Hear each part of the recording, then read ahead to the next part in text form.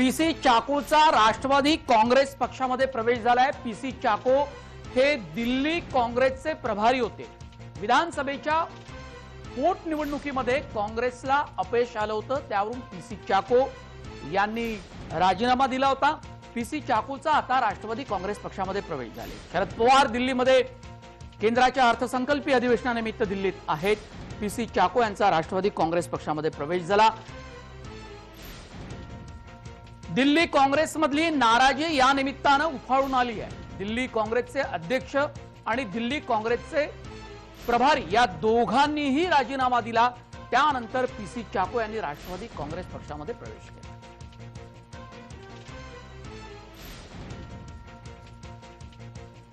PC चाको हे काँग्रेसचे मोठे नेते आहेत। दिल्ली काँग्रेसचे ते प्रभारी होते। दिल्लीच्या निवडणुकांची जबाबदारी पीसी चाको यांच्यावर होती। राष्ट्रवादी काँग्रेसमध्ये प्रवेश केल्यानंतर शरद पवार त्यांना कोणती जबाबदारी देतात हे पाहणं उत्सुकतेचं ठरणार आहे। पीसी चाको यांचा राष्ट्रवादी काँग्रेसमध्ये प्रवेश झाल्यानंतर केंद्र स्तरावर राष्ट्रवादी काँग्रेस पक्षाची संघटनात्मक जबाबदारी त्यांना दिली जाऊ शकते। बऱ्याच काळानंतर राष्ट्रवादी काँग्रेस पक्षामध्ये राष्ट्रीय स्तरावरील एक नेता पक्षात आला आहे। या अगोदर वेगवेगळ्या राज्यात आणि दिल्लीत सुद्धा राष्ट्रवादी काँग्रेस पक्षाचे काही केंद्रीय स्तरावरचे नेते हे सक्रिय होते। आताच्या घडीला राष्ट्रवादी काँग्रेस पक्षाकडे असा महत्त्वाचा चेहरा नव्हता। केरळमध्ये तिकीट न मिळाल्यानं पीसी चाको नाराज होते। केरळमध्ये राष्ट्रवादी काँग्रेस पक्ष डाव्या पक्षांसोबत निवडणुका लढतात, त्यानिमित्तानं पीसी चाको यांची काही मदत होऊ शकेल का? राजकीय विश्लेषक जयंत माईनकर आमच्यासोबत जोडले गेलेले आहेत। जयंतराव, पीसी चाको दिल्ली विधानसभेच्या वेळेला आणि दिल्ली काँग्रेसचे ते प्रभारी होते। राष्ट्रवादी काँग्रेसमध्ये आता त्यांनी प्रवेश केला। केरळ निवडणुकांच्या निमित्तानं त्यांचा काही राष्ट्रवादीला फायदा होऊ शकेल का? राष्ट्रवादी तिथे निवडणूक लढते। मुळात एक लक्षात घ्या, राष्ट्रवादी काँग्रेसचा जो काही पक्ष आहे महाराष्ट्र वगळता, तो काँग्रेसमध्ये ज्यांना नाकारलं जातं अशी माणसं राष्ट्रवादीत येतात। म्हणजे एक प्रकारे ज्यांना काँग्रेसने छेकलेलं आहे, ज्यांना तिकीट दिलेलं नाही, त्यांना शरद पवार उचलतात आणि त्याच्या बदल्यात त्या राज्यातून आपलं काही मतांचं पर्सेंटेज वाढतं का याचा प्रयत्न करतात। याचं कारण असं आहे की 4 राज्यात विशिष्ट पर्सेंटेज मिळाल्याशिवाय कुठल्याही पक्षाला राष्ट्रीय पक्ष म्हणून मान्यता मिळत नाही। आणि आपल्याला माहिती आहे सध्या राष्ट्रवादी काँग्रेस हा राष्ट्रीय स्तरावरचा पक्ष झालेला होता, पण जर त्याच्यात मतात डिक्लाइन झालं तर म्हणून त्यांनी हे त्यांना बिग कॅच असं म्हणायला पाहिजे। याच्या आधी करुणाकरन यांचे चिरंजीव DK मुरलीधरन यांना सुद्धा त्यांनी राष्ट्रवादीत घेतलेलं होतं, पण त्यांचा काही फारसा फायदा झाला नाही। आता पीसी चाकोंचा फायदा होतो का हे बघायचं। आणि अजून एक मी तुम्हाला दुसरं नाव सांगतो, इव्हन हाच प्रयत्न शरद पवारांनी हिमाचल प्रदेश मध्ये सुरू केलेला होता। म्हणजे राव बिरेंद्र सिंग यांना जेव्हा मुख्यमंत्री करणार नव्हते तेव्हा त्यांनी सरळ निरोप पाठवला होता की तुम्ही माझ्याकडे येऊ शकता, मी तुम्हाला पद देतो। त्याच्यामुळे We warmly welcome Shri P.C. Chako, and I would request our honorable leader Sharad Pawar ji to welcome Shri P.C. Chako by giving him the NCP sash and also a bouquet of flowers.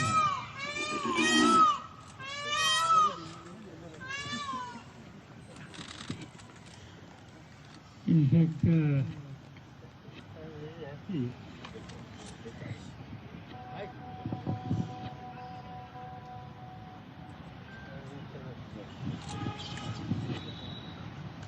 I was a call from Kerala.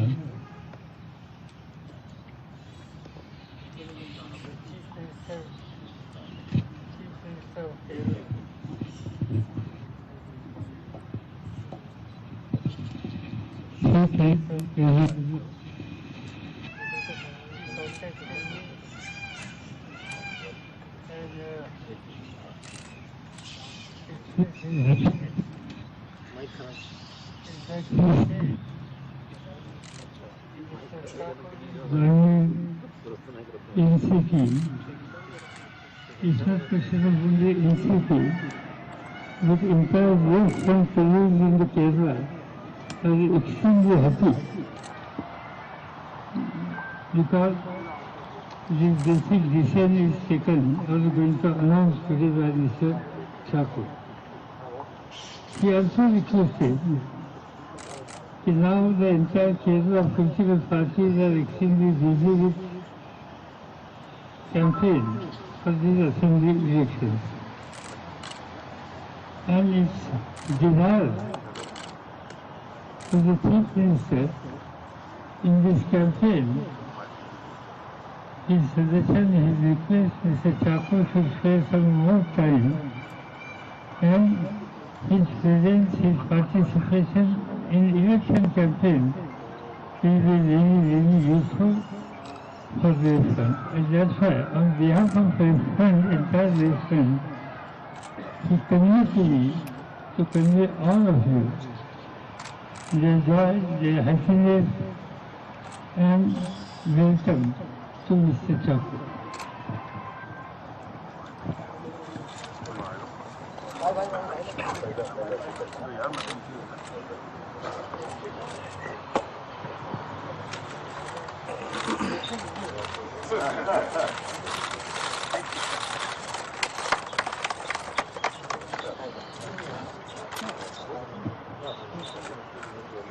Yes. All the best. Welcome.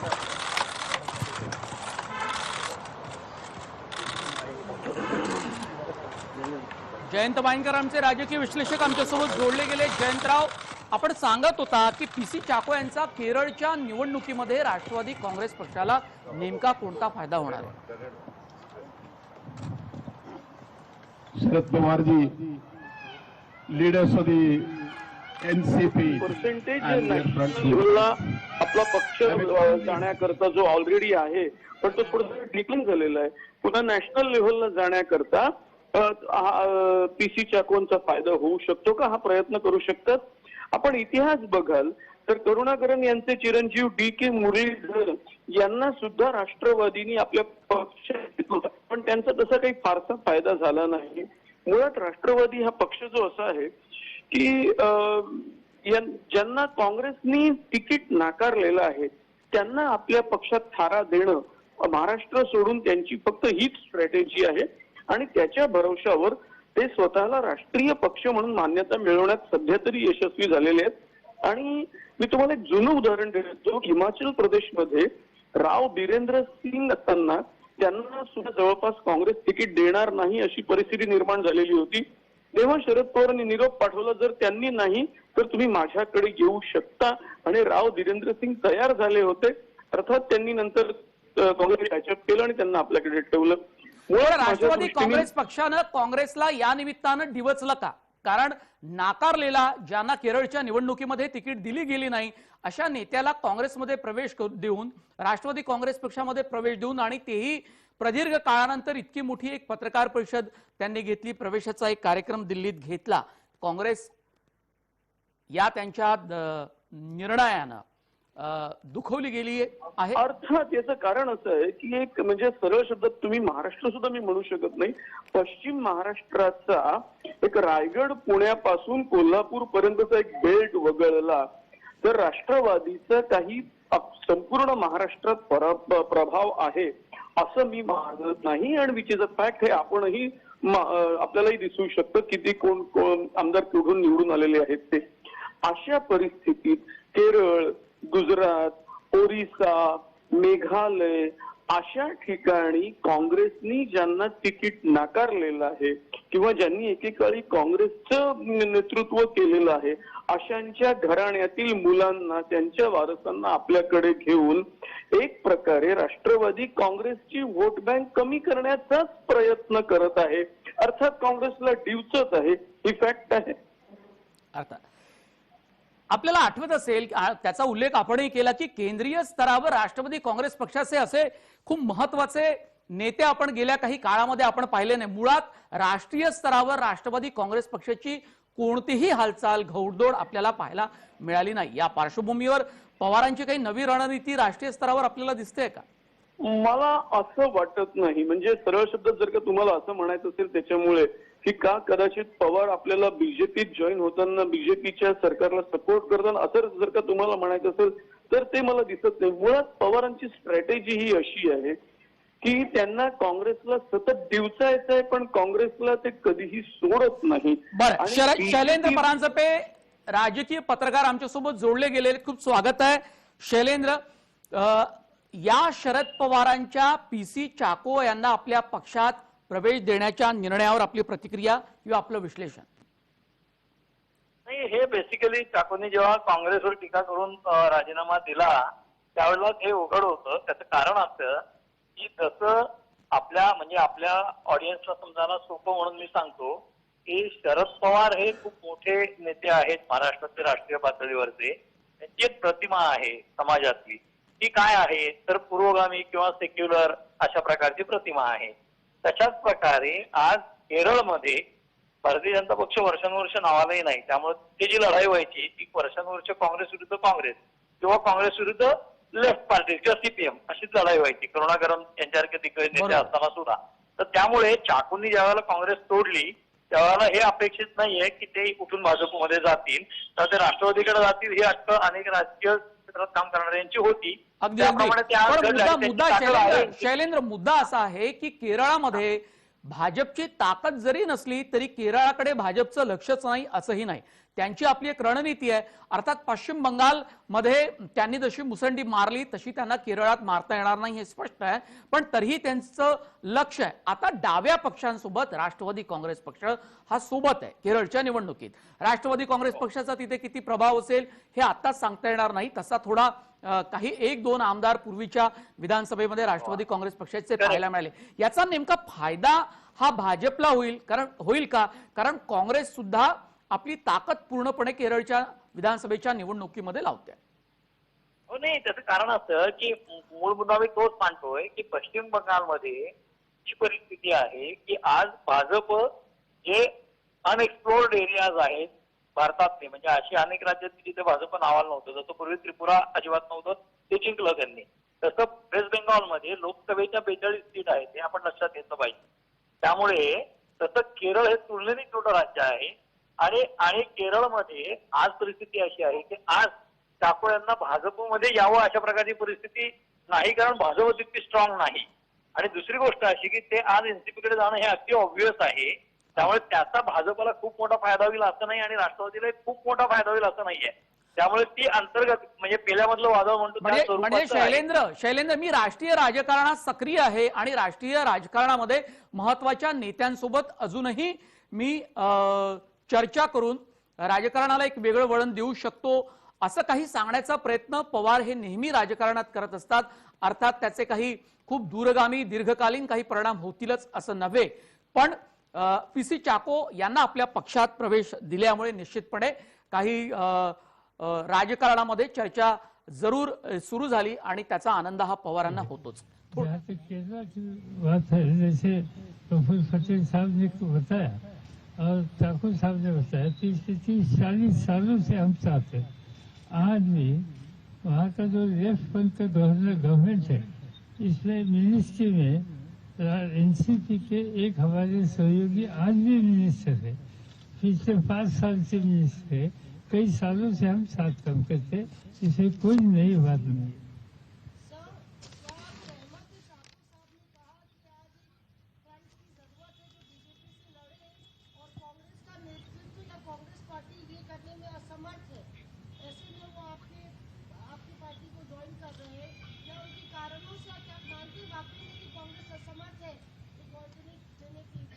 नहीं, कुछ राज्यों में अभी समझे waste Bengal, अच्छा waste Bengal for instance, हम लोगों को ये लगता है कि वेस्ट बंगाल में आज की स्थिति में जिस तरह से सेंट्रल गवर्नमेंट की लीडरशिप अपने पॉलिटिकल एंड गवर्नमेंट पावर का इस्तेमाल करके वहाँ के चीफ मिनिस्टर और तृणमूल कांग्रेस के ऊपर जो हमले कर रहे हैं, ये सब देखने के बाद कोई भी डेमोक्रेटिक प्रोग्रेसिव आइडियोलॉजी का कोई आदमी हो या पार्टी हो, इनकी जिम्मेदारी है कि ममता जी को जाकर साथ करे। इस तरह का अप्रोच हमने लिया है।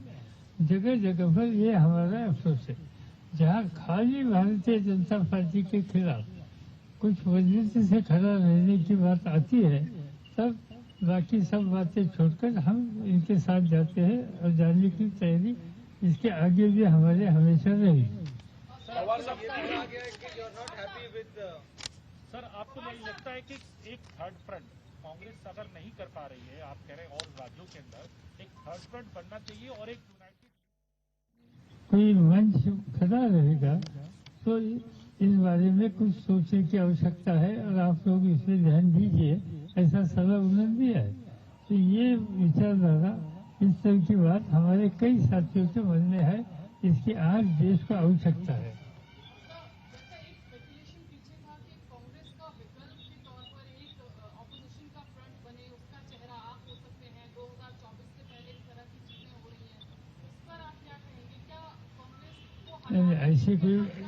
ऐसी कोई बात हुई नहीं, न किसी को चेहरा सामने करने के बारे में कुछ सोच नहीं है, और जब तक इस बारे में कोई स्पेसिफिक प्रपोजल नहीं है।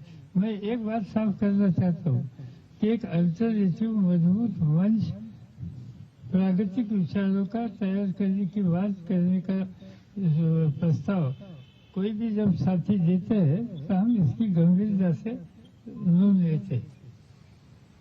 कहा गया कि महाविकास अघाड़ी में प्रॉब्लम चल रही है और अनहैप्पी विद Uddhav Thackeray over his support for Sachin Vajpayee. नहीं, बिल्कुल नहीं। वहाँ की जो फ्रंट है, इस पर कोई प्रॉब्लम नहीं है। मिलकर चलते हैं। उद्धव ठाकरे जी के नेतृत्व पर वहाँ के सभी महाविकास अघाड़ी के साथी हैं, उनके साथ काम करते हैं। कुछ समस्या इधर उधर की आती है, वो बैठकर निदान करते हैं। सर, जिस तरह ये सचिन वाजे वाला पूरा प्रकरण सामने आया है, एनआईए ने गिरफ्तार किया और जो खुलासे हो रहे हैं, और ये भी एक फैक्ट है सर कि सचिन वाजे शिवसेना के बड़े करीबी रहे, उद्धव ठाकरे के बड़े भरोसेमंद अधिकारी के तौर पे जाने जाते हैं। इस पूरे प्रकरण पे आपको क्या कहना है सर? क्या इससे महाराष्ट्र सरकार की साख प्रभावित नहीं होती है? सचिन वाजे प्रकरण कोई एक इंस्पेक्टर, सब इंस्पेक्टर का इनफैक्ट पूरे स्टेट की गवर्नमेंट के ऊपर होगा, इस पर हमारा बिल्कुल विश्वास है। एक और दूसरा, जहाँ तक इनकी इंक्वायरी और जो कुछ बातें आती है, इस पर मैं कोई बात करना नहीं पसंद करूँगा, क्योंकि नेशनल एजेंसी आज इस पर ध्यान दे रही। एक नेशनल एजेंसी इस सभी इशू में इन्वेस्टिगेशन पर जब लगी है, तब हम लोगों का फर्ज है कि उनको सहयोग देना। इनके जो काम चालू है, इसमें कोई रुकावट नहीं आएगी, इस पर ध्यान देना। और जिन लोगों ने अपना अधिकार का गलत इस्तेमाल किया है, कोई गलत काम किया है, उनको उनकी जगह दिखाने के लिए नेशनल एजेंसी कुछ काम करती है, तो उसको पूरी तरह से मदद करना। इसमें महाविकास अघाड़ी में कोई दो राय नहीं है, टोटली यूनानिमस। आपने उद्धव ठाकरे से मुलाकात भी की थी सर पिछले दिनों में, क्या आपने उद्धव ठाकरे को कुछ निर्देश दिए इस मामले को लेकर? निर्देश वगैरह मैं देता नहीं, चिकित्सकों को निर्देश देगा। आपने क्या बात की उद्धव ठाकरे से? एक बात, हम जब हमेशा मिलते हैं, बातें करती है, तो सब मीडिया के लिए होती है, मगर वहाँ के कुछ राज्यों की कुछ इश्यूज थे, इस इश्यूज पर कैसे काम करना, कैसे रिजॉल्व करना, भारत सरकार के पास से कुछ इश्यूज पर हमें मदद चाहिए, तो भारत सरकार के साथ कैसे बात करना, कौन बात करेगा, ये सब इश्यूज पर हमने बात की, दूसरा कुछ बात नहीं। ये जो रिपोर्ट्स आ रहे हैं कि home minister will be sacked because of the negligence over this case, is it true sir? Home minister will be sacked? अच्छा, दिस इज न्यूज टू मी।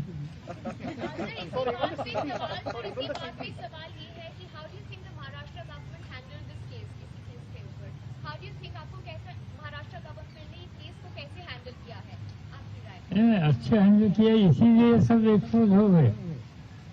वहाँ की जो होम मिनिस्ट्री है, उनके ऊपर जो जिम्मेदारी है, उन्होंने पूरी तरह से संभाली, और इसमें जो गलत काम करने वाले लोग हैं, उनको लोकेट किया, उनको एक्सपोज किया और सख्ती से से कदम उठा सकते हैं ये दिखाया, इसका लाभ ही होगा। चलिए हो गया। सर परमवीर सिंह को इस्तीफा लिया जा रहा है सर, जो पुलिस आयुक्त है परमवीर सिंह, उसका इस्तीफा लिया जा रहा है। अरे ये भाई कैसे बताएगा, आपसे सीएम साहब को पूछना चाहिए। वहाँ का ऑफिसर कौन पोस्टिंग होगा, जाएगा, प्रमोट होगा। आपकी वहाँ सरकार है, आपके दोनों की चर्चा से निर्णय होते हैं। ऐसे कुछ हमारी डिसीजन डेवलपमेंटल पॉलिसी के बारे में हमारी बात होती है। किसी को अपॉइंट करना, किसी को ट्रांसफर करना, इसे हम दिलचस्पी देते नहीं, इसे हमें इंटरेस्ट नहीं। चाकू सर आपका सवाल है। चाकू सर आप but the arrest was done by the NIA and not the state government or the state police, sir. No, it started from police, state police, and NIA come after. So why did it not arrest? Was it then, sir? But it takes 1 or 2 days, na? No, in fact, the process started by Bombay police. And when they got a request from NIA, it should be transferred to them, we, without any hesitation, transferred to them. चलो last Assam में BJP जीत रही है, आपने ऐसा बयान दिया था कि आसाम में ही सिर्फ बीजेपी जीतेगी। सच बात ये भी हमने ये बताया कि जहाँ तक मेरा ऑब्जर्वेशन है दूर से कि वेस्ट बंगाल, केरल और तमिलनाडु, इन 3 राज्यों में बीजेपी को कोई चांस दिखाई देती नहीं। बीजेपी कहीं न कहीं दिखाई जो देती है वो असम में दिखाई देती है, बात सच है। मेरा सवाल राहुल गांधी पे, केरला के एमपी है राहुल गांधी, क्या आपको लगता है उनका इम्पैक्ट नहीं हो पाया? पहली बार ये असेंबली चुनाव हो रहा है जब वो एमपी बने केरला से, तो क्या उनकी ऑल्टरनेट रहा है हमेशा केरला में? केरला में हम लेफ्ट फ्रंट के साथ हैं, तो लेफ्ट फ्रंट में हमारे साथ जितनी पार्टी है, जितने साथी है, इनके बारे में हम सोचते हैं। अन्य पॉलिटिकल पार्टी वहाँ भी है, उनका अधिकार है, वो काम कर सकते हैं, पर उनका क्या चल रहा है इसका कोई हमें पता नहीं। हम लेफ्ट फ्रंट कैसी जीतेगी इस पर हमारा ध्यान है। Thank you. चाकू सर आपसे सवाल है। Rahul, you want to say anything for Mr. Chako? No, Pawar साहब का हो गया। चाकू सर आपसे सवाल है। If you said anything for Chako ji, you can ask. Culture की जरूरत है, तो क्या जिस कांग्रेस को आप छोड़ के अभी राष्ट्रवादी कांग्रेस में आए हैं, वो क्या अपना कल्चर खो बैठी है? आपने कहा कांग्रेस कल्चर की, अगर Why do you ask him such questions? BJP को अगर वो करना है, पवार साहब ने बोल I Diya. don't think it is to be explained, because, Pawar Saab is the senior most leader of the Congress party in the country. And the thing is that NCP is headed by him. But the thing is that we all are, in fact, in the Congress party for a long time. Now it may be 2 separate parties, but everybody regards Sharad Pawar ji as the senior most national leader in the country today. Sharad Pawar यांची दिल्लीमध्ये PC चाकोच्या Rashtrawadi Congress पक्षाच्या निमित्तानं घेतलेली पत्रकार परिषद, राज्याच्या राजकारणावर सुद्धा शरद पवार यांनी भाष्य केलं। पवारांकडून अनिल देशमुख यांना क्लीन चिट दिली गेली। मुंबईच्या पोलीस आयुक्तांना हटवण्याच्या संदर्भामध्ये निर्णय मुख्यमंत्री घेतात, आम्ही केवळ महाविकास आघाडीच्या धोरणावर चर्चा करतो असे शरद पवार म्हणाले। पोलीस आयुक्तांच्या राजीनाम्याचा चेंडू त्यांनी मुख्यमंत्र्यांकडे टोलवला। पवारांकडून अनिल देशमुख यांना क्लीन चिट आणि जयंत मायनकर राजकीय विश्लेषक आमच्यासोबत पुन्हा एकदा जोडले गेले। शरद पवार यांनी आपल्या पत्रकार परिषदेमध्ये ज्या मुद्द्यांवर भर द्यायला पाहिजे होता तो दिला का? मला असं वाटतं अनिल देशमुखांचा प्रश्न येणं हे अपेक्षित होतं, कारण आपल्याला माहिती आहे की कालपासून होती की अनिल देशमुखांचा राजीनामा घेतला जाईल आणि अनिल देशमुख हे पवारांचे, माझ्या माहितीप्रमाणे अगदी ते शिवसेना बीजेपी सरकार 1995 असताना मंत्री असताना सुद्धा ते एक प्रकारे पवारांशीच लॉयल होते, कारण तेव्हा ते अपक्ष होते आणि 1999 पासून तर ते पूर्णपणे राष्ट्रवादीमध्ये जवळपास 20 वर्ष ते सतत। पण मधल्या काळामध्ये त्यांना नाराजी सुद्धा भोवली आणि मंत्रिपद सुद्धा मिळालं नव्हतं आणि 5 वर्ष ते भाजपच्या काळामध्ये आमदार सुद्धा नव्हते। आमदार सुद्धा ते त्यांचा पुतण्यानेच त्यांचा पराभव केलेला होता आणि विदर्भातले जर का जी काही 2 नावं राष्ट्रवादीची आहेत त्यातलं एक म्हणजे प्रफुल्ल पटेल आणि दुसरं म्हणजे अनिल देशमुख. त्याच्यामुळे त्यांना दूर करणं हे जरा कठीण होतं. तरी सुद्धा ज्या काही कॉन्ट्रोव्हर्सीज घडत होत्या त्या पाहता होईल असं वाटत होतं. पण ते एक पवारांनी त्याला एक प्रकारे पूर्णविराम दिलेला आहे की अनिल देशमुखांना हटवणार नाही. अगदी शैलेंद्र परांजपे आमच्यासोबत पुन्हा एकदा फोन लाईनवरून जोडले गेलेले आहे. शैलेंद्र, राष्ट्रीय राजकारणावर शरद पवारांनी भाष्य केलं का आणि राज्याच्या राजकारणाबद्दल काही महत्वाचं पवार सांगून गेलेत का? काय वाटतं आपल्याला? नाही, मला हे मुळामध्ये ऑडिबल नव्हतं फार, त्यांचा आवाज स्टिबल होता, त्यामुळे फार ऐकू आलेलं नाही पवारांचं म्हणणं असू. पण पवारांनी अनिल देशमुख यांना क्लीन चिट दिली, त्यांनी उत्तम काम केलं गृहमंत्री या नात्यानं हे सुद्धा सांगितलं. कारण दोन मुद्दे महत्वाचे होते भाजपच्या दृष्टिकोनातून, आणि भाजप अनिल देशमुखांचा राजीनामा मागतंय. पोलीस आयुक्त परमवीर सिंग यांचा सुद्धा राजीनामा त्यांनी मागितलाय. सचिन वाजेवर कारवाई झालेली आहे. नाही, पण त्याच्यामध्ये त्यांनी जर अनिल देशमुखांना क्लीन चिट दिली असेल तर ते स्वाभाविक आहे. त्याचं कारण असं की जसं विधानसभेच्या सेशनमध्ये आपण म्हणालो की शिवसेना एकटी पडली होती आणि आता वाजेंना अटक झाल्यानंतर गृहमंत्र्यांची राजीनाम्याची मागणी भाजप करते, तर त्याच्यावर एक स्टँड लॉजिकल असा घेता येतो की काय त्या प्रकरणाची तपासणी व्हायची ती होऊ द्या आणि तो तपास झाल्यानंतर मग तुम्ही त्याच्यावर काय ती मागणी करा. ही पॉलिटिकल मागणी आहे आणि एक राष्ट्रीय पक्षाचे अध्यक्ष या नात्याने पवारांनी ती रिजेक्ट केलेली अनिल देशमुखांच्या राजीनाम्यात. विशेष काही नाही, ते ऑब्व्हियस असंच आहे. त्यामुळे त्यात काही असं फार वावगं काही नाही. कारण असं की समजा दाभोलकर केस झाली आणि त्याचा तपास करण्यात अपयश आला आणि ती सीबीआयकडे द्यावी लागली, तर म्हणून त्या राज्यातल्या गृहमंत्र्याचा राजीनामा नाही घेतला जात ना त्यावेळेला लगेच. अगदी अगदी. धन्यवाद शैलेंद्र. धन्यवाद. थँक्यू. पवारांची दिल्लीमध्ये पत्रकार परिषद झाली. अनिल देशमुखांनी उत्तम काम केलं असं सांगून पवारांनी अनिल देशमुख यांची पाठराखण केली आहे. पोलीस आयुक्तांच्या राजीनामाचा चेंडू त्यांनी मुख्यमंत्र्यांकडे टोलवलाय. आयुक्तांच्या राजीनाम्याबाबत मुख्यमंत्री बोलतील असंही शरद पवार यांनी म्हणाले.